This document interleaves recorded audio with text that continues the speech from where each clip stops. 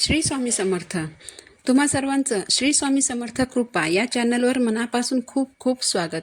स्वामी कृपेने तुमचा आजचा दिवस शुभ जावो. स्वामी महाराज तुमच्या सर्व चांगल्या इच्छा पूर्ण करोत, हीच स्वामीचरणी प्रार्थना करते आणि आजच्या व्हिडिओला सुरुवात करते. श्री स्वामी समर्थ महाराजांची नित्यसेवा कशी करावी, या सेवेमुळे काय फलप्राप्ती मिळते, हे आपण आजच्या व्हिडिओमध्ये पाहणार आहोत. यासाठी तुम्ही व्हिडिओ शेवटपर्यंत पहा. चॅनलवर नवीन असाल तर चॅनलला सबस्क्राईब जरूर करा. श्री स्वामी समर्थ महाराज हे आपले गुरु आहेत, आपल्या जीवनाचा आधार आहेत. त्यामुळे प्रत्येक स्वामी भक्त, प्रत्येक स्वामी सेवेकरी स्वामींच्या नित्यसेवेत आपले तन मन धन अर्पण करत असतो. त्यामुळे स्वामींची नित्यसेवा हा विषय सर्व स्वामी सेवेकरांच्या जिव्हाळ्याचा विषय आहे. आपल्या स्वामींचे लाखो करोडो भक्त रोजच्या रोज स्वामींची नित्यसेवा करत असतात.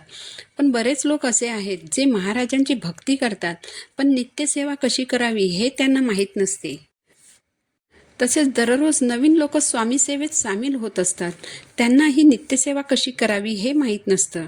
तर स्वामींची नित्यसेवा म्हणजे स्वामींना जी अतिशय प्रिय आहे ती सेवा. स्वामींच्या नित्यसेवेमध्ये तुम्हाला श्री स्वामी चरित्र सारामृत या ग्रंथातील 3 अध्याय रोज वाचायचे असतात. या ग्रंथामध्ये 21 अध्याय आहेत. रोज 3 अध्याय म्हणजे 7 दिवसात 21 अध्याय वाचायचे आहेत. म्हणजे 7 दिवसात तुमचं एक पारायण पूर्ण होतं. तर रोज 3 अध्याय कसे वाचायचे आहेत? आज जर तुम्ही 1 ते 3 असे 3 अध्याय वाचले तर उद्या 4 ते 6 असे 3 अध्याय वाचायचे आहेत. त्यानंतर 7 ते 9 असे 3 अध्याय वाचायचे आहेत. असे रोज 7 दिवस 3 अध्याय वाचायचे आहेत. अशा प्रकारे 7व्या दिवशी 21 अध्याय वाचून होतात. म्हणजे स्वामी चरित्र सारामृताचं एक पारायण पूर्ण होईल. 7व्या दिवशी जेव्हा एक पारायण पूर्ण होईल तेव्हा ग्रंथाला हळद कुंकू फूल वाहून ग्रंथाला अगरबत्तीने ओवाळून घ्यायचं आणि दूध साखर किंवा खडी साखरेचा नैवेद्य दाखवायचा. त्यानंतर 8व्या दिवसापासून नव्याने रोज 3 अध्याय वाचायला सुरुवात करायची. अशा प्रकारे रोज पारायण चालू ठेवायचं आहे. रोज 3 अध्याय वाचून झाल्यानंतर 11 माळी श्री स्वामी समर्थ या मंत्राचा जप करायचा आहे. ज्यांना 11 माळी जप करायला वेळ नसेल त्यांनी 7 माळी जप केला तरी चालेल किंवा 5 माळी जप केला तरी चालेल. अगदी 1 माळ श्री स्वामी समर्थ या मंत्राचा जप केला तरी चालणार आहे. परंतु हा जप करताना अगदी मनापासून आणि अंतःकरणापासून हा जप करायचा आहे. स्वामी सेवेत श्री स्वामी समर्थ या षडाक्षरी मंत्राच्या जपाला अनन्यसाधारण असं महत्त्व आहे. जितक्या श्रद्धेने तन्मयतेने तुम्ही स्वामी नामाचा जप कराल तेवढेच स्वामी तुम्हाला जपतील. स्वामींच्या जवळ जाण्याचा, त्यांचा कृपाशीर्वाद प्राप्त करून घेण्याचा सर्वात सोपा मार्ग म्हणजे श्री स्वामी समर्थ या मंत्राचा जप करणं. यानंतर एक वेळ तारक मंत्र म्हणायचा आहे. आयुष्यात येणाऱ्या प्रत्येक अडचणीतून, संकटातून तारून नेण्याचं सामर्थ्य या मंत्रात आहे. यातील प्रत्येक शब्द हा आश्वासक आहे, विश्वास देणारा आहे. विश्वास हा की स्वामी आपल्या पाठीशी आहेत. अशा प्रकारे स्वामींची नित्यसेवा करायची आहे.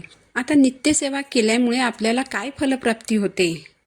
जर घरात भांडणं होत असतील, वाद होत असतील, कटकटी होत असतील, नवरा ऐकत नसेल, नवरा व्यसनी असेल, मुलं अभ्यास करत नसतील, मुलांना नोकरी मिळत नसेल, पैसा घरात टिकत नसेल, लक्ष्मी घरात स्थिर राहत नसेल, घरात सतत कोणीतरी आजारी असेल, आजारपणावर बराच पैसा खर्च होत असेल, तर या सर्व समस्यांवर एकच उपाय, ती म्हणजे स्वामींची नित्यसेवा मनोभावे करणं. तुम्ही जेव्हा स्वामी सेवेत येता आणि नित्यसेवेला सुरुवात करता तेव्हा हळूहळू या समस्या कमी व्हायला सुरुवात होते.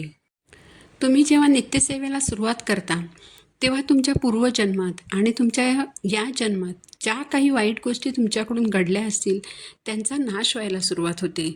त्यामुळे नित्यसेवेला सुरुवात केल्यानंतर कधीकधी सुरुवातीला तुमच्या अडचणींमध्ये वाढ होईल.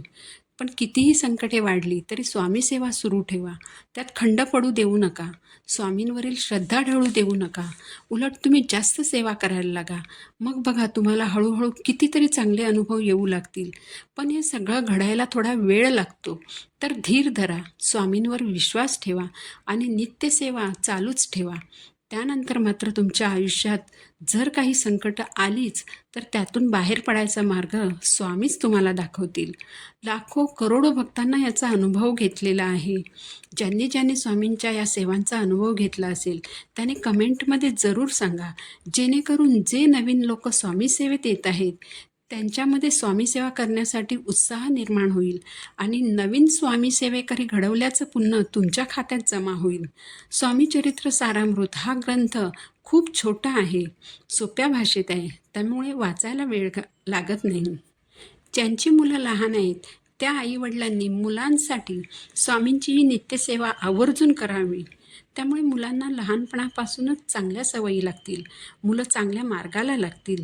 यामुळे त्यांच्या पुढच्या आयुष्यात अडचणी येणार नाहीत. लहानपणापासून स्वामी सेवेत राहिल्यामुळे वाईट सवयी, वाईट व्यसनं त्यांच्या जवळपासही फिरकणार नाहीत.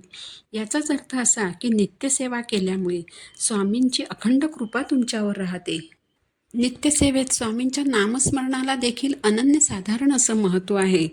तुम्ही तुमची नेहमीची कामं करत असताना स्वामींचं नामस्मरण करायचं आहे. जेवढे तुम्ही स्वामींचं नामस्मरण कराल तेवढे तुम्ही स्वामींच्या जवळ राहाल.